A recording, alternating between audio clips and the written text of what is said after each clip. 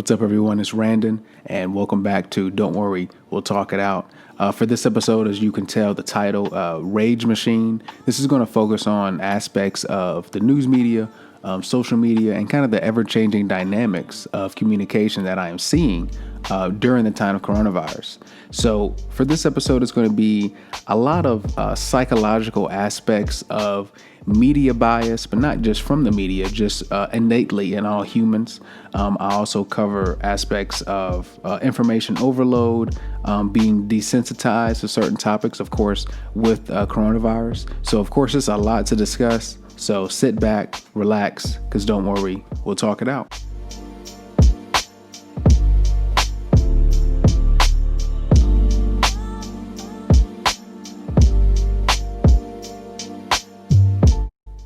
News to the brain is like sugar to the body. Now, during the age of our grandparents and our parents, the news used to be broadly based. The choices were limited to, say, The Times or ABC or Walter Cronkite on CBS and a few magazine publications here or there. And looking back, these examples seem remarkably objective comparative to today.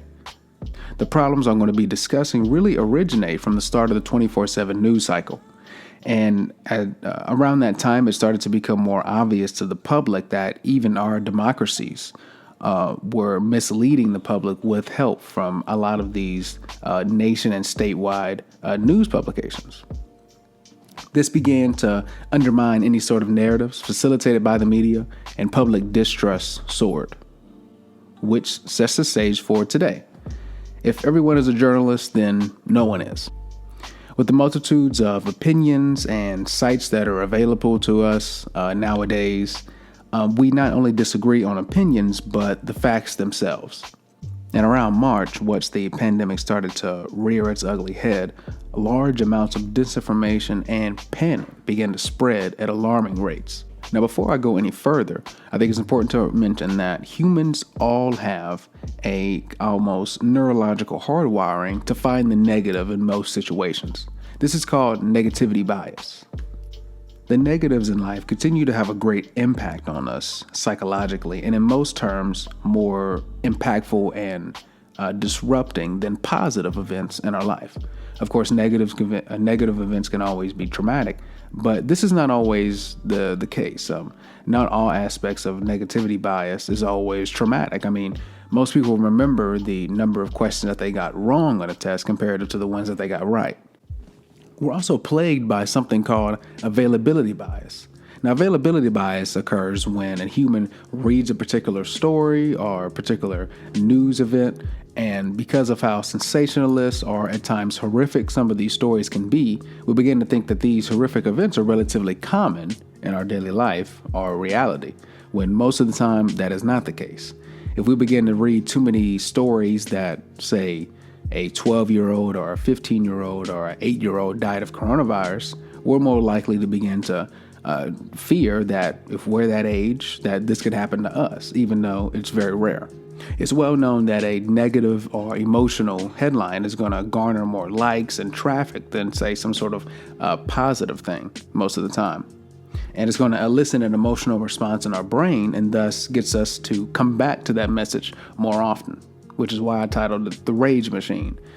There is no shortage of negative and distressing headlines, especially during this pandemic and the protests, of course. Now, because of this and a number of factors, or as I call phases, that we'll get into very shortly, I think what this looks like is a continued erosion of basic communication and just relevant news information in our daily lives.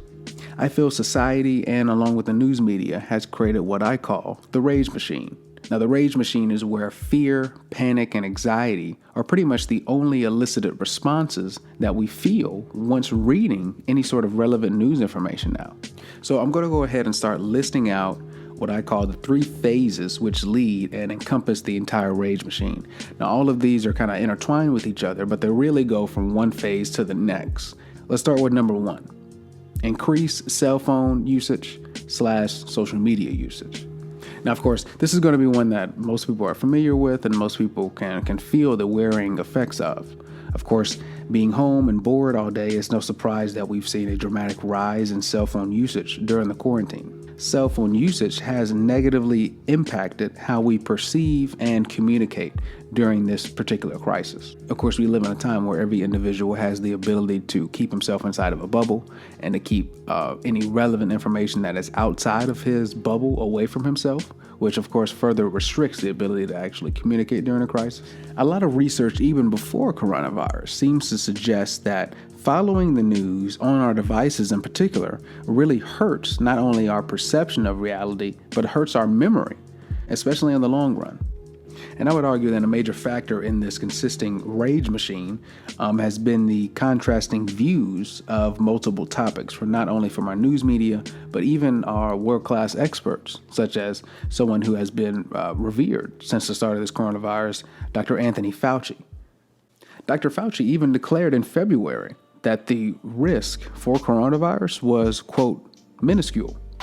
And this is without even mentioning the misinformation or AKA fake news about the virus, which social media, of course, plays a critical role in this. And this is, of course, not even mentioning the politicization of certain ideas and issues, whether it's mask or how far away social distancing is, or whether it's good to go to a party or go to a protest or all these other things, which only further divide us.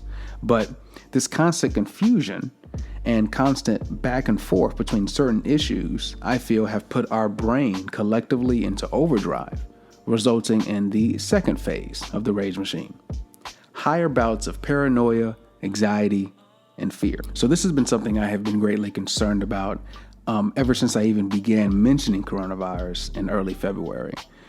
We also see numerous panic-infused headlines that were designed to keep your attention.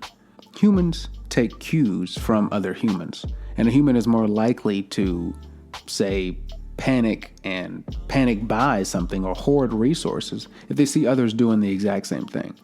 But in the contrary, humans are more likely to stay inside or protect themselves if they see people in their similar circle or similar group doing the same thing and taking the virus seriously. But of course, this can't always be the case. Now, the main thing to get into is, what is paranoia? So paranoia, to start, is an instinctual thought process that occurs when met with something that increases anxiety and fear. Now, too much paranoia can lead, of course, to delusions or irrationality, as we've seen in some people who might stomp around a supermarket without wearing a mask. Now, the news is not really responsible for creating all of the paranoia, of course. A lot of that falls on the federal government. But I do feel that the media instilled a deep sense of fear in the public at an insane rate, especially at the start of the coronavirus outbreak around March. And all aspects of reassuring information got filtered to the wayside in form of more emotionally latent and distressing headlines in order to increase attention. This consistent aspect of rage machine of distracting and distressing headlines continued for weeks and months. And now this leads to the third phase of the rage machine. Number 3, information overload and desensitization. After being attacked mentally by headline after headline, I feel America has reached the worst phase of this rage machine. A number of individuals, including myself, have reached a point at multiple times of information overload. Information overload eventually leads to being desensitized to a certain topic, and this includes any new information that you get, whether it's good or bad. You know, when you're on a computer and you're working on a topic and you have like 25 to 30 tabs open, and all of a sudden your computer starts to glitch and it starts to freeze.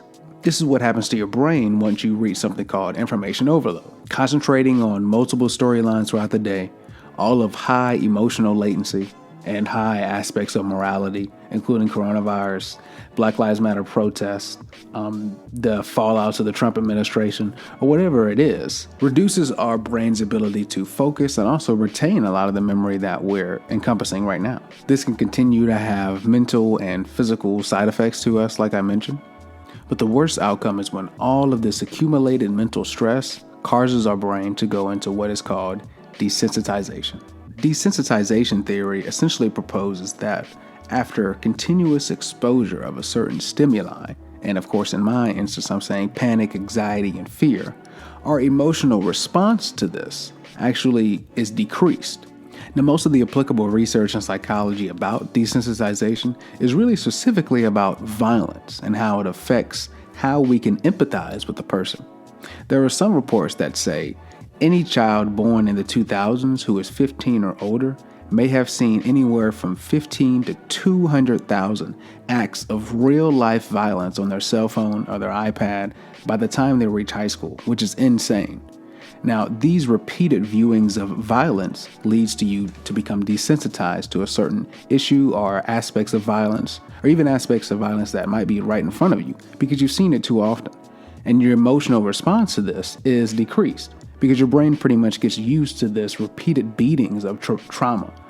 I'm sure a lot of black people who are watching this, men and women, can pretty much relate to how I feel about aspects of police brutality that we see.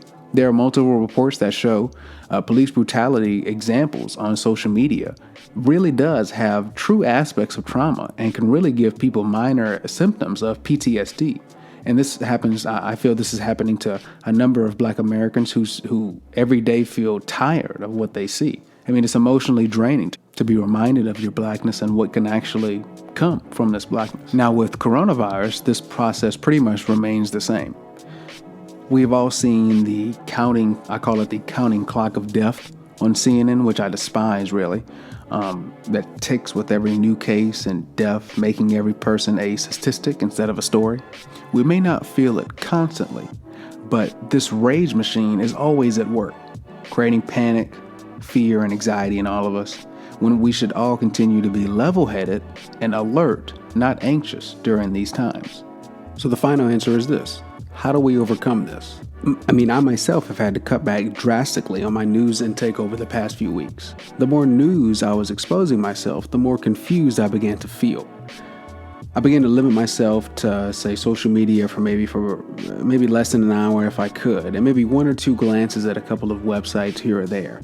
But one website in particular that I want to share with you guys that I think is very good is called All Sides. You'll see it pop up right now. It's a media website designed to expose you to all sides of media bias, whether it's left-leaning, right-leaning, or right in the middle, so you can at least have a clear view of the story at hand.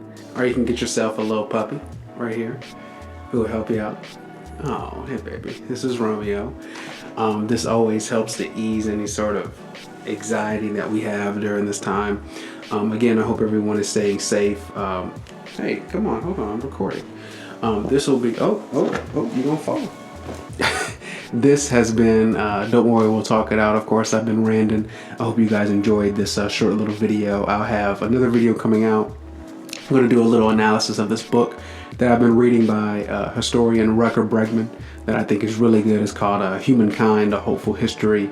And after I finish that book, I'll do a short little video on it, 20-30 minutes just analyzing. He talks a lot of good stuff, and I think it's very important to hear, especially right now, about how humanity does have some positive outlooks to it, and that during a crisis, surprisingly, we actually don't panic as much as we normally think. So I think it's a nice little kind of the other side of this comparative to this type of video, and I'll have that released shortly after I finish the book. And yeah, guys, again, thank you as always for listening. And come here, Romeo, say bye. And he's been listening to Don't Worry, We'll Talk It Out. You've been listening to Don't Worry, We'll Talk It Out. Look, I'm trying to bite my finger. All right, guys, have a good one. Peace.